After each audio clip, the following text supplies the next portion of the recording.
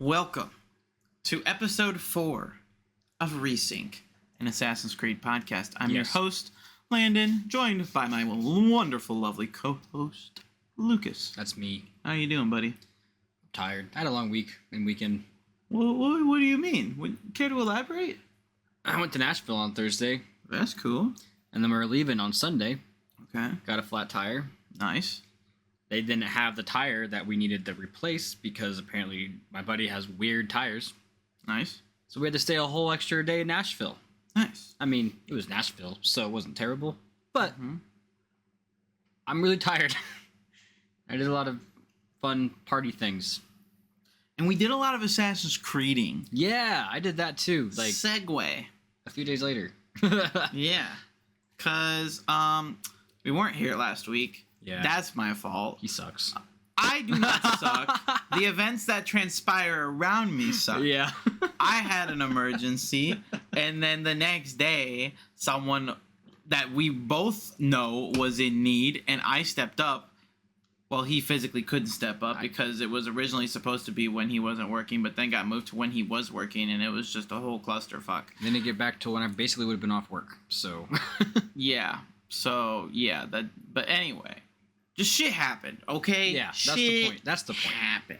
And I was gonna even suggest a double episode this week, but then this man got stuck in Nashville. So it's like, this is where we're at. Things happen. We had talked about taking a break once we finish this game before jumping into Assassin's Creed 2, just for maybe a month. I'm just gonna take that from the month bank. So we'll just do a little 3-week break instead. I figure that'll balance it out. But yeah, we're only human, okay? Yeah. Shit happens. But I played this 2 weeks ago now. Well, not technically that long. It's been 8 days since I played this. But good thing I take extensive notes, as well as Lukas now at this point. We're just really on it. Which reminds me, how's that PC optimization guide going, Lukas? Yeah, I was going to work on that. But then I went to Nashville. Yeah. So next episode, though, plan on having it. All right. Let Jack know, because I know Jack's looking for it. But, all right. So, this sequence. We start out back in Masyaf, as we always do. Yep. With Al-Mualim talking about a war brewing in the region, but sends Altair to assassinate city leaders while their armies are preoccupied. He's basically saying, we got armies marching on each other, people are going to be fighting, and so all of these kings and leaders and lords and whatnot are all going out to battle, and so they have these schmucks that are taking over the city in their stead. Because Altair's like, oh, we going to war? Like, we finna scrap? Yeah. And Mualim's like, nah, we're over here to cause chaos while they're away. So, get at it. But he also warns that the city guard is going to be more suspicious with Altair's increased renown, because now we've seen all the 3 cities between sequences 2 and 3. So now we're going back to those cities, but it's opening up into new areas. But also, he's basically saying, the difficulty is going to increase. It is realistic enough to where it's they have seen a man fitting Altair's exact description committing, terrible acts around this city, so they're gonna start to take notice a little bit more. I don't know how you felt, your types of experiences you had this past week, Lukas, but I didn't think it was too significant of a jump. It still felt like if you mostly followed kind of the stereotypical normal ways of gameplay, you could still get by with a lot of stuff.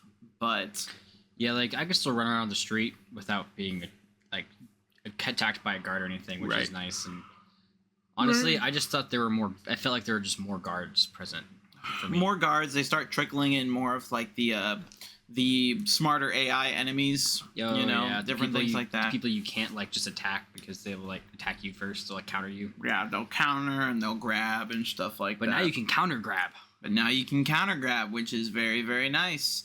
So you gain catch ledge in grab break, which one of the things, because from playing this original game when I was so young, so it's just something I haven't really utilized very much, but now that catch ledge is every jump. such a lifesaver. Every jump I hold such B. a lifesaver. I'm over here clutching B like it's my pearls. Yeah. I'm just like, oh, please. Like, reach. Reach. No. I'll make lifesaver. way crazier jumps now with that. Right, because I'm like, I'll grab onto something. Yeah. But yeah, no, lifesaver, beautiful. I just love. Again, it's questionable to start the game off. Like, you get a little bit in that first sequence, but like getting into the meat of the game, having it feel so clunky because you don't have any abilities, but then it almost starts to become a complete game because by the end of the game, like now having all these abilities, you start to feel more and more proficient, which is cool. Yeah. But I feel like they should have started at a higher up point because you're really weak. Nothing in sequence 2, and so now it's nice having ramped up, and now we're feeling like a proper assassin. Yeah. But my main attack in sequence 2 was throwing them into things. yeah, which honestly, bro, I feel like fucking Batman, like pulling off some stuff like, with some grabs and then some combos, and then like I'm doing some finishers, some counters. Like, there's enough variety now with the different ways of being able to do damage that like the combat is sick in this game. It's way better than I remember. It's just they being, honestly. Right, they pull it back, and I do think you can miss it a lot because I think back in the day a lot of games were just button mash, do this thing, unless it was like a tactics game or something like that.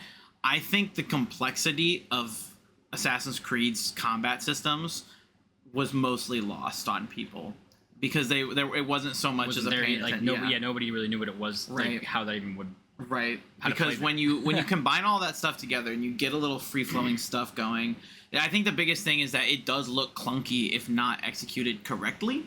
Yeah. And because there are some clunky elements to this game peppered throughout, it can be kind of hard to see that, and it is, and I think the game can be faulted for that. Because I remember when I first played it, I basically just waited for somebody to attack me, and I would counter them. That was basically like all I did the whole time. But now I'm like grabbing people, throwing them into things. Like every time I have a chance, I'm trying to chop at them, get their guard down. Like getting quick counters, and only when they attack. Yeah.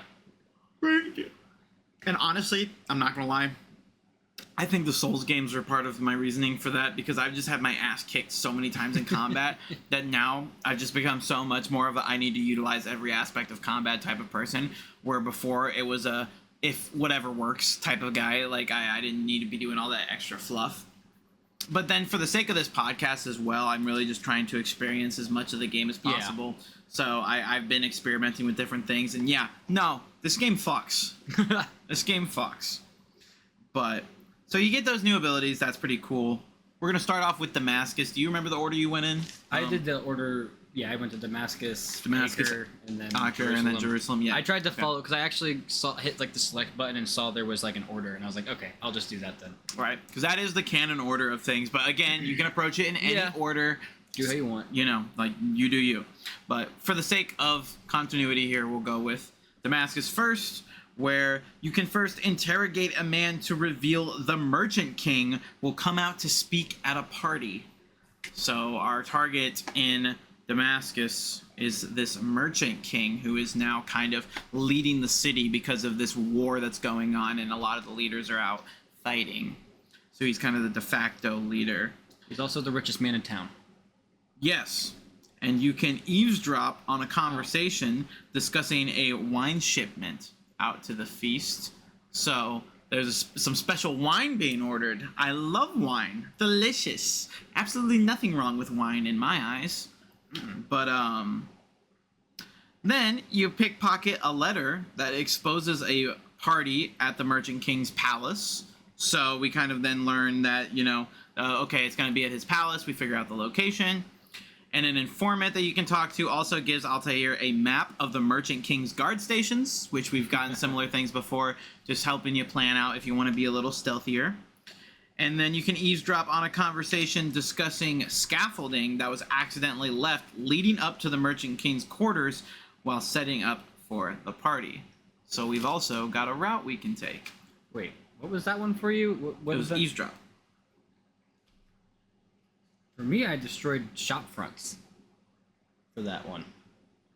You destroyed shop fronts? Yeah. I've never had a mission like that where you just destroy stuff. So like I had to. Was it like an informant? Yeah, I was an assassin informant, and basically I had like there were two shops. They're kind of like right next to each other. Maybe the PC's different from the Xbox. I don't know, but to be fair, it is the director's cut edition is the PC, so I do think there's different stuff in there. But basically, what I had to do is there were guards next to the thing, and for one of them, I didn't know what I was doing. I just was known I had to do it, so I just grabbed some random lady and threw it into the stand, and it broke. And then I had to like fight some guards, and then I ran to the other stand and did the same thing. Except I threw the guard into the stand this time and just kind of ran away. But that was what I had to do. And then the assassin informant and gave me that information about the scaffolding. Oh. So that's probably director's cut stuff, because yeah, that was why it was slightly delayed from console, because they were working on the optimization for it, and then they called it the director's cut, and so there might be new stuff in there, but that's interesting. We'll have to look into it for next week, but there could be differences. I think I did a couple of those, like in both of the cities. Two cities I did that. Because that type of mission I've never experienced, so interesting. But I also just realized this week there's an achievement for throwing beggars. And so I need to start working on that, because it's like throw 20 beggars. Oh, I'm throwing those beggars. I assassinated one of them because they would have got in my way. I was like, move! See, I'm just trying to be nice. I wasn't trying to be rude, but there's a whole ass achievement for it. So now I just got to start being a dick and be like, hey, fuck you, Betsy. But, so I just found that out. But speaking of, let's get into the trivia question for yesterday. Or last week. Sorry. Well, 2 weeks ago. Yeah. So I asked you guys, I gave you guys a softball. This is an easy one. If you guys didn't get this, replay it. Like, come on. So Garnier this is when back in sequence 3, when Garnier came out, that doctor, and they had captured a guy who was saying that he was torturing people, blah, blah, blah. And he says he's going to escape again, and Garnier's like, what does he do to make sure that this prisoner / patient does not escape again? Lucas? Breaks his legs. He breaks his legs. Again, this is the first and only one that Lucas has gotten, because he didn't get this week's trivia question. Hey, this one's a little harder, and I'm not paying attention to that type of thing, because I don't care about it. And so I was reminded of the trivia question, because this week's one is also, it can be a give me, but only if you're going for the completionist type stuff. And so this one is for my completionists out there. The trivia question for this week: how many flags do you have to collect in Masyaf? So there's all different types of flags that are peppered throughout. There's like, I think almost 1,000 of them in total throughout the game. But each area has different types of flags to collect, like with Damascus, Acre, Jerusalem, the Kingdom, and Masyaf. Masyaf, how many total flags are there to collect? I say this specifically this week because I collected all of them. Wow. It's the only thing I've done all the way, aside from, obviously, the sync points and investigations and save the citizens in every one of those like regions for the sequence. I'll do that, but in terms of just like overall stuff, I've been trying to do them like on the way, and once I got to Jerusalem this sequence, the last one, I had like, I think 17 or 18 of the 20, and so I'm like, all right, let me just wrap this up, because I just kind of like try to explore a little new bit of Masyaf on my way to each city, and so that's what it's the most like I think Acre, I ran into a ton of flags. One of the 3, I collected a bunch, and I found a decent amount of Templars too. But overall, I'm trying to space it out, because sequence 6 is going to be when I try to wrap all of this stuff up, because 7 is the last one. And I'm just trying to make it to where I don't have to play for like 9 hours that week collecting all this. I'm trying to spread it out as best I can. But I also don't want to spend a ridiculous amount of time during this part. So I'm trying to find the right balance there. But anyway, I collected all the flags. Oh shoot, I just gave it away, didn't I? I gave away the answer to the question just by talking about it. Well, if you didn't pay attention, you Yeah, I didn't even think about that. I was literally talking about it. Goddamn idiot. I didn't pick up on it either, though. I literally was just sitting here like, yeah. You know what? A normal person would cut that out. I'm leaving it in. There you go, guys. Let's see if you get that one. You know. Gosh dang it. But yeah. So anyway, different types of missions, guys. So next up, an informant will tell Altair about a fountain in the Merchant King's palace that can be easily climbed. So, you know, just some extra stuff. Was that a flag challenge for you? I don't remember. I just put informant. I don't designate. It's been too long now for me to remember that. But yeah, I don't know, because I did all of them in all the cities, so I don't remember it for sure. But anyway, you get the okay, and at this feast, the Merchant King gives a speech accusing the city of hating him for his beliefs / ideals.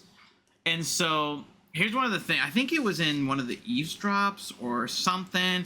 I think there's a little mention of like, oh, like people, like like the Merchant King's different. He's kind of a weird guy. Yeah, I think it's the interrogation that I had. Oh, did I not talk about interrogation? Oh, it was the very first one. Interrogate to reveal that the merchant will come to speak at a party. So yeah, he also mentions that he's a bit of a weird guy. Well, once we're introduced, it is very, very, very heavily hinted at that the Merchant King is a homosexual. He is about as close to drag as it can get in the Middle East. Basically, think Big Gay Al, but a long time ago. Yeah, he's basically Assassin's Creed's Big Gay Al from South Park. And so, honestly, he gives a very valid speech. He's like, man, fuck y'all. Y'all just hate me because I'm different. So you know what? Fuck you. And it turns out that the wine that everyone is drinking at the party is poison. And then he orders all of his guards to basically take out all the sober people. To make sure no one leaves alive, and so it becomes a massacre, pretty much off the bat. Yeah, everything goes crazy. So, how did you approach this, Lucas? I just ran. I ran after him. Yeah. He was fast as shit. For a big dude, he could run. We chase after him. I did mostly the same thing. Did you go the fountain scaffolding route? Yeah, that's the way I went. I just remember it was like. Yeah, they notice you pretty fast because they're already on alert. They're already trying to kill everybody. Yeah, so as soon as you climb up there, they already see you. And I like jumped through a window and like ran past a couple guards, and then I was like, "I'm coming after you, fat boy!" Right. And so you gotta get on him. But after assassinating him, the Merchant King assures that he and Altair are the same. That he just simply wanted to exist as himself. Thinks he hasn't done anything wrong, and honestly, I think out of everybody in this, he is the most, I think, like, did he take things a little far? Yeah. Was he probably making a bunch of profits for himself? I'm sure. But, like... He was the most sympathetic motives. Yeah, exactly. I mean, bro just wanted to... Which, like, I wonder, because this is all the way back in 2007. Yeah. And so I'm curious if it was... Because, I mean... It has been a threaded theme throughout the game that, like, all of these Templars are like can potentially be sympathetic and putting into the seeds of doubt. Like they've been sowing the doubt of like, are we really the bad guys? Making into Altair's question. Yeah. Exactly. Like that's like a running theme of the game. But like, do you think the developers spun his homosexuality as a positive or a negative thing? Because it is 2007. So like, I mean, I guess at no point did I feel like I was assassinating the guy because he was like gay. You know what I mean? So like, I don't think they really spun it in a negative way. I just think it was like it was kind of accurate to how people would have felt back in like a religious city. Right, exactly. Like to me, it felt like something very morally ambiguous. One, for the fact that they never explicitly said he was homosexual. Yeah. It was very much implied. And two, they once again like they make it sound very morally gray. Where if somebody got mad at them for portraying a homosexual in a positive light, they would just say it's neutral. And same for negative. Like if they were trying to be like homophobic, then they would just say we didn't do shit. It feels like a very morally great, like middle of the road type of inclusion there. Yeah. But something they can kind of turn because if people like on the opposite side of the road just be like, oh my god, they have really cool like gay representation in their game, they can be like, yes we do. But if nobody mentions it and they just don't, you know, like it kind of feels like that kind of thing. Like that's just kind of how I feel the vibes go here.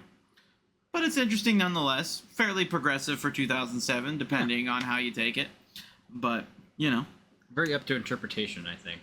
Yeah, like I said, I think they made it pretty ambiguous on purpose. They were playing it. Ubisoft was playing it a little safe there. Said we don't want to get in any trouble here. No politics for us. Yep. But you know, now they made Yasuke black, so like we got Black Samurai. Not that Yasuke wasn't already black. I misspoke there, but you know what I mean. They made him. I know. They made him black. They made him like, more black. God. Shout out to Dr. Disrespect while we're on that type of tangent. But anyway, so back at Masyaf, Al-Mualim tells Altair that he's smart to question the Templars' motives because Altair's is going back. He's like, dude, like, what the fuck's going on here? All of these guys, like, honestly, like, this was like, you made me kill a gay guy. Like, Yeah, I know it's committed the a hate time, crime, like, right? Like, I know we don't have these shits yet, but come on, what's going on here, man? And so Al-Mualim is basically like, hey, man, like, I appreciate you because if you didn't know, so which again just kind of seems sussy because he's basically like, hey man, I'm proud of you for thinking I'm lying to you because if you didn't, then like you wouldn't be like, that's why I like you so much. Yeah, that's it's why because you're one of the best. you're one of our best. You know, obviously, like you're not stupid. You see right through this stuff, and so. But it's also not your time, kiddo. It's not your time. Trust, like, trust. You'll know.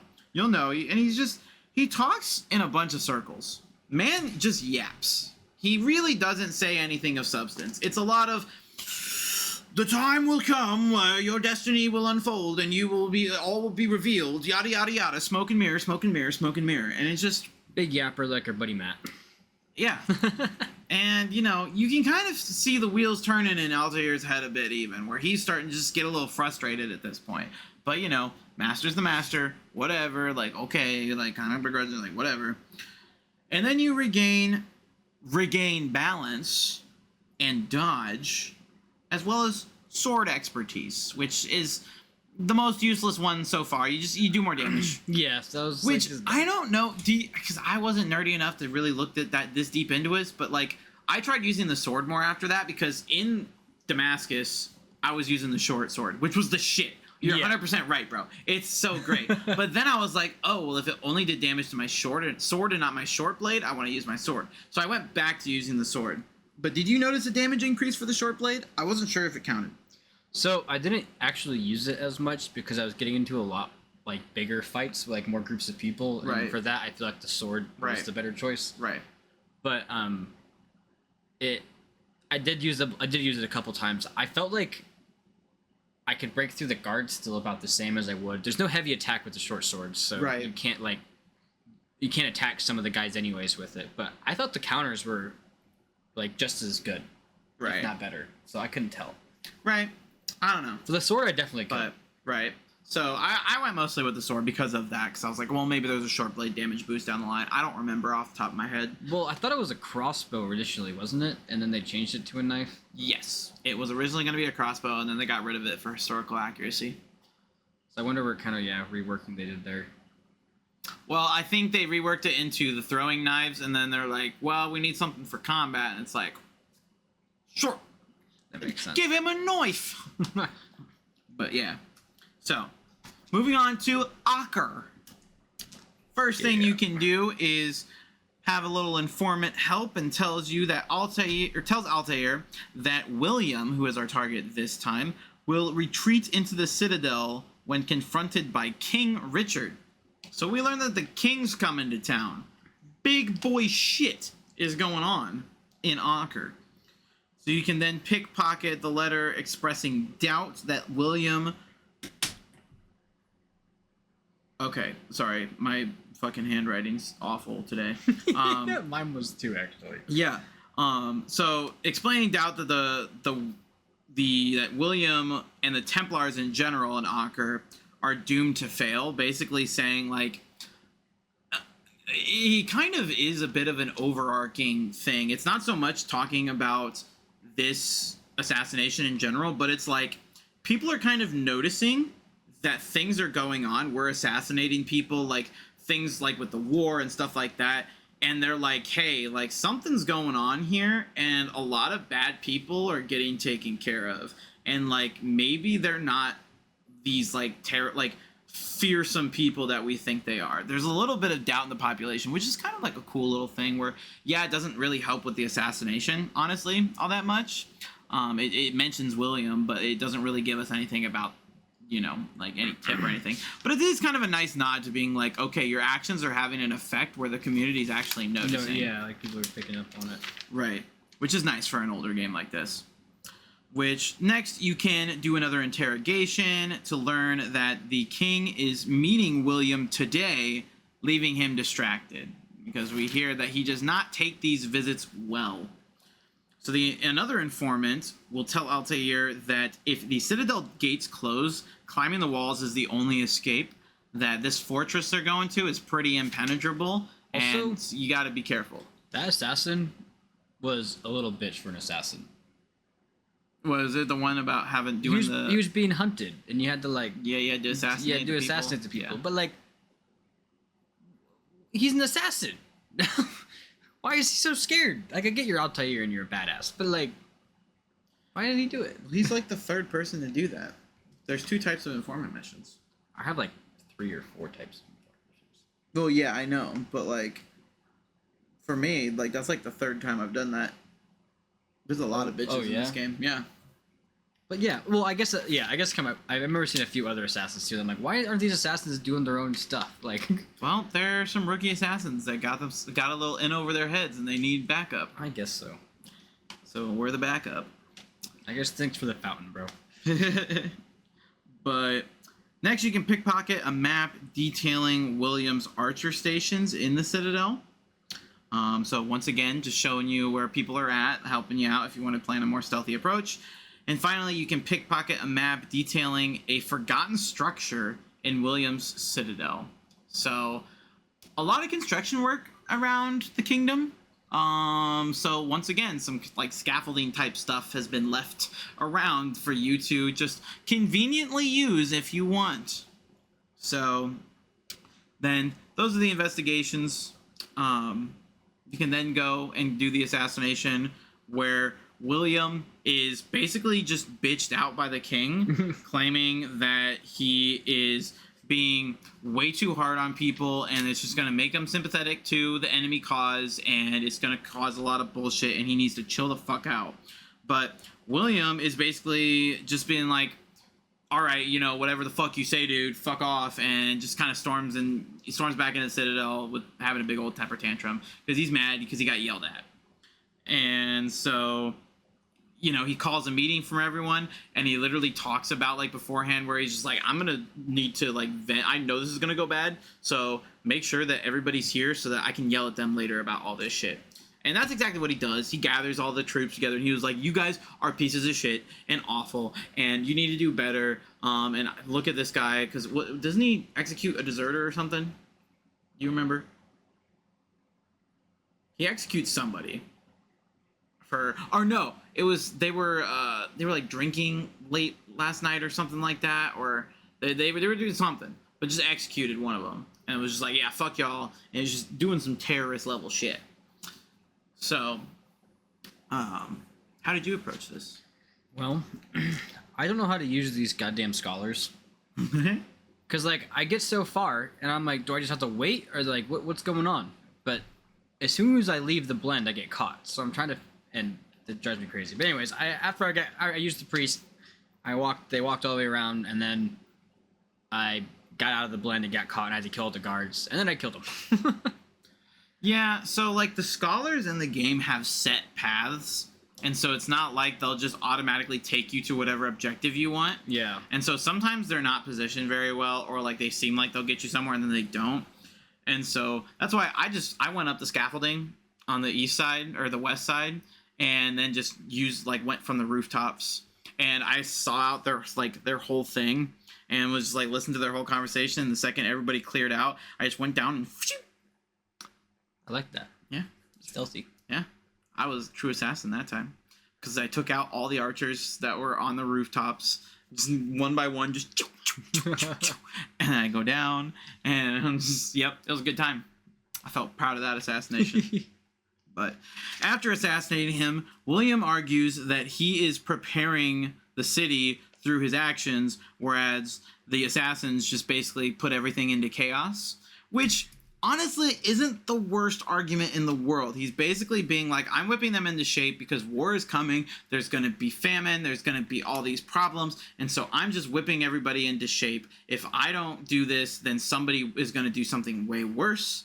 While you guys are basically just trying to because who's going to rule in my stead? Who's going to do that? You aren't thinking of the logistics of anything. You guys are just causing chaos, and things are just going to get progressively worse. Which isn't a terrible argument. Yeah.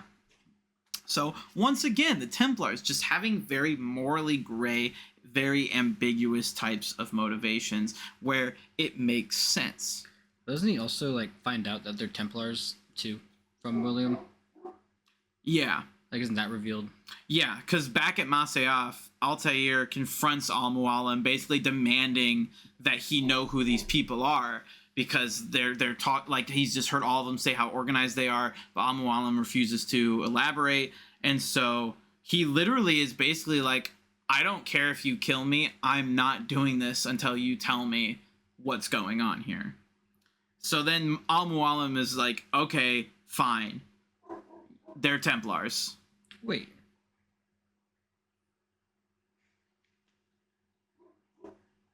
That's what happens at the end of Aker.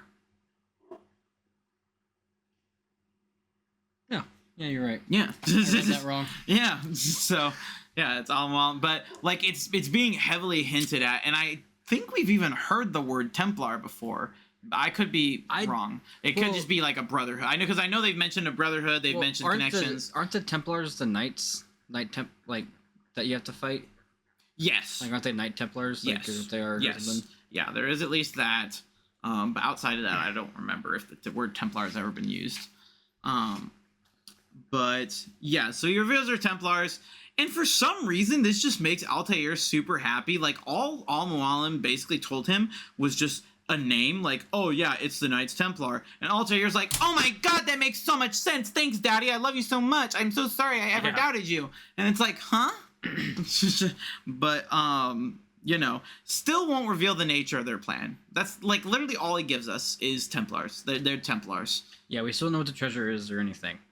So I guess if you were speed running through the game and didn't do all the investigations, you might be like, oh, this is a big revelation. But if you're doing everything in this game, it's pretty clear that there is a organization doing this, these kinds of things together, probably in league with Robert de Salle. It's this, yeah, it just sounds about right.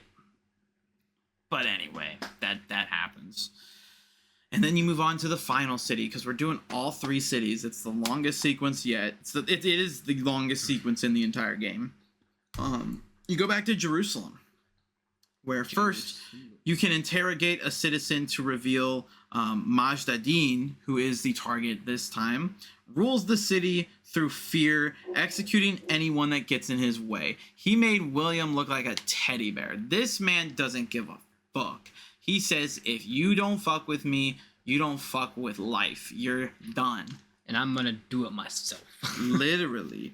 Another informant tells of scholars that sneak into the execution area. So you get a little thing for that, which is super, super nice. Very much recommend that. You can then pickpocket a map detailing an execution platform near Solomon's Temple. So that talks about location, you know where he's going to be at. And you pickpocket a map detailing all the guard stations once again. Next, you can talk to an informant who tells Altair that Majd ad-Din turns his back while he lectures the prisoners. He really just lets them have it. It's you guys are going to die, and I'm going to tell you how much of a piece of shit you are before you do. And you also eavesdrop to hear that Majd ad-Din is holding a public execution today, carrying it out himself. Because as Lukas said, that's what he likes to do. He likes to have them die by his hand. Very cocky bastard. Yeah. So, yeah, those are all the investigations. Just kind of flew through them. But at this execution, Majd-Addin tells the crowd that evil spreads like a sickness, killing anybody that disagrees. Also, one of the prisoners there is a fellow assassin. You're supposed to save him. True. I forgot about that. Malik tells you that they'll handle the rescue, but you need to make sure he doesn't get executed. And so he's basically like, I need you to wrap this up quickly so we can get him out of there. But yeah, he's lecturing the crowd, he's lecturing the prisoners, talking about how there's all this sickness in the world and he's cleansing it, yada, yada, yada. How did you approach this, Lucas? Well, I used the scholars. Yeah. And I got to the stage, and I don't know if I was just too impatient, but I was also trying to, like, see, like, if I could get out of the blend there and just start blending up on the stage by myself so I could get closer. And every time I exited the blend, I would get, like, I got, like, seen, so I had to, like, go back into the blend, and I was like, and then I tried it one time, and I got caught. And, yeah, all the guards came at me, and there were a lot of guards there. There were a lot of guards there. Yeah. I ended up running across the stage and up a ladder and up on, like, a building. And I was just throwing all the guards off the roof up there. And then I eventually got to him, and I was, like, just cutting him down. And I killed him, and then I ran away. Nice. Yeah, because I'm apparently trash at being stealth. Yeah, because I just took the scholars all the way to him. They literally walk right up to him. They stopped, and then you can immediately exit the blend and assassinate. That's what I did. They stopped on the opposite side for me. Like, he was all the way over there, and I was on the opposite side. And they stopped right at the gateway, and I was just standing there. I'm like, okay, guys, we're gonna move. I could be misremembering, but even if I did, then I could still do the blend and just walk up. That's what I was trying to do. Did you wait until his back was turned? Like, was his back turned? Yeah, the guards saw me. Yeah, I was just blending, and the guards didn't give a shit while I was blending, and then I just went right up behind him, and then just... There you go. Stealth. That's what I did. It worked for me. Well, it worked for me. I tried out to blend, and I got... Just you gotta keep blending by yourself. Just exit blend, and then blend yourself over there. I exited blend, and I tried blending, but I would go back into the blend. Well, you gotta walk for, like, just a second. Then I did walk for a second, I got caught. You walked for too many seconds. God damn it! Too many seconds. Gotta be quick in that. Oh. So after assassinating him, Majd surprisingly doesn't really try to justify his actions. He is the least sympathetic of any assassination so far. You felt good for killing this guy. He literally is just like, bro, like, that made me hard as fuck. Yeah, I like killing people, man. Like, it's fun. I had a bunch of power. Would you not also want to have fun with that? Because honestly, it's fun as shit. You should try it sometime. And then dies. That's basically his thing. Yeah, he's like, I will. Right? But then all of a sudden, your session's interrupted because assassins are mounting a rescue for you. In the real world. In the real world. So Vidic leaves, which gives Lucy the opportunity to tell Desmond that Abstergo is the Templar Order. So we've just now gotten confirmation about the Templars existing back then, aside from these random side missions you have. Now they're just a threat everywhere. Like, Abstergo is modern day Templars. And then you can get into Vidic's computer if you have Vidic's pen. I didn't. Lucas did. So, Lucas, what did you find in Vidic's computer? Honestly, not too much that you couldn't find on Lucy's. Like, he had, like, 8 emails, I think, total, and, like, 4 of them were repeats. But the stuff that I did kind of find out was that the HR lady that Lucy was talking to about the one person who died, the ex-Turbo employee who died, like under kind of sus circumstances. And he's basically saying, like, I thought you said she wasn't going to be a problem, from that same, like, kind of HR lady, whoever, talking to Vidic. So Vidic kind of knows that Lucy was digging around there. And he also kind of has this cryptic email being threatened by something that talks about an orb that, like, is shooting light and, like, stabbing people, and it's, yeah, apparently just causing a lot of chaos, and it's all in capitals, and, yeah. Man, I wonder what that could be. Yeah, who knows what that is. But, Yeah, just I mean, it is kind of just continuing to build on this sort of background lore and what's going on, and doing some foreshadowing for some stuff. Nothing super major, but like again, just giving some building blocks for people to just kind of be like, something's going on here. But anyway, after that, you go to bed, and the next morning, Vidic is pissed. Angry boy. He's just saying, get the fuck in the Animus. Let's get going. We need to do this right now. Like, what the fuck are you waiting for? Cut the chit chat. He is all in. And so that's pretty much it. You get thrown back in. That's sequence 4, y'all. Yeah. It was a long one. It's the long one, but we are now past the midpoint of this game. Whoa. We're now getting towards the conclusion. That's where we're at. We're nearing the end of the second act now. So how are you feeling there, Buster? The game's a lot. The story is a lot deeper than I remember it being. I don't remember there being so many like parts to it, but there's like a lot. Like everybody that you've killed so far has been pretty like a small but integral piece to like this big association that you know, in which like the big association, but you don't really put. I feel like you don't think about all the pieces together and how they fit, and how actually good of like lore this game has in that sense, you know what I mean? Right. Well, and I think it's kind of a testament to a lot of games from this era where you don't have the assets or resources or technology to necessarily build super complex gameplay systems. So one of the ways that you can keep it refreshing is through the story and through making other parts of it interesting to be able to keep up. Because if you boil down Assassin's Creed, this first one, into the gameplay, it's you kill 9 guys and there's some story bits in there. But like there is so much because they do different, like I think one of the things that I personally noticed a lot in this sequence was I think the level design is much better.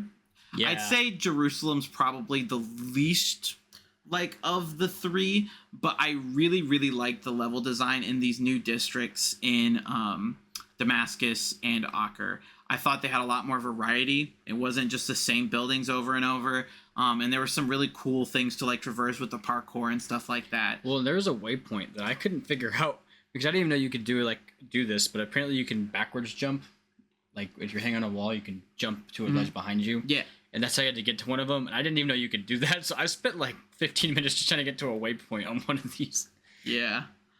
But I really appreciate their level design and like the craftiness with it. But, you know, they took these fairly simplistic gameplay functions and have just woven them together in such a great way that makes it not feel repetitive. You know, and I think the more you dive into it, the more cool stuff you can find about it. And I think, like I said, I think this game's a hidden gem, which sounds crazy because, you know, this is the game that ballooned Ubisoft and the Assassin's Creed franchise. Like it all started from this. So obviously it was well received. But like I said, I think once it kind of hit that peak of like the Ezio trilogy and everything, like a lot of people will then look on this unfavorably. But there's still a lot to love about this game, and it is very good, and I think it's very underrepresented. Yeah, and the controls in fighting are not nearly as bad as I thought they were going to be for how old it is. It's actually, like Landon and I are talking about, it's reminiscent of like the Arkham games in a way. Right. Yeah, I completely agree. And yeah, it's just a fun time. But once again, I do apologize for missing last week. Yeah. But we're through this now. Like I said, we are full steam ahead towards the conclusion. We've got 3 sequences left. Trace. Less than a month to go until we're through. We're like I said, we're past the crux, the peak, and now we're headed down. We reached kind of like the climactic peak moment of the roller coaster, and now it's full speed ahead. We're going down. Shit's about to start speeding up. Stuff's gonna happen.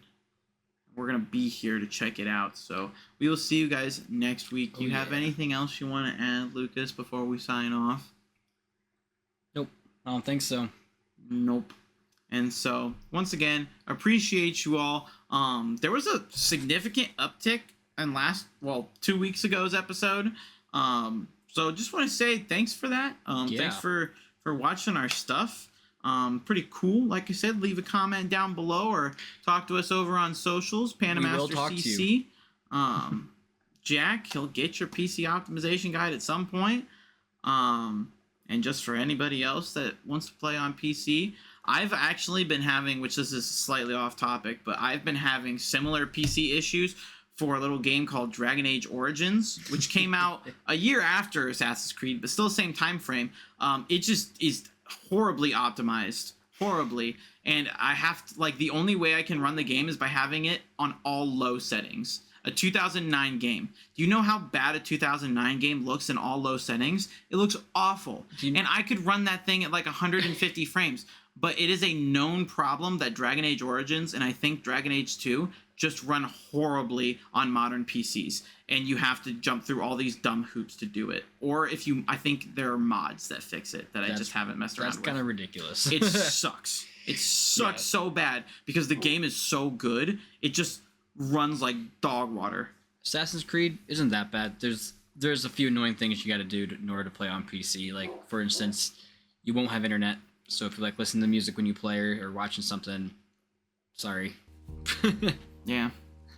But you know, not without its flaws, but it's much better than people realize. But we'll get out of here. Thank you for listening, watching, however you consume our stuff. Thank you very much, and we'll see you all next time. Beep. Remember, nothing is true. Everything is permitted. Bye-bye.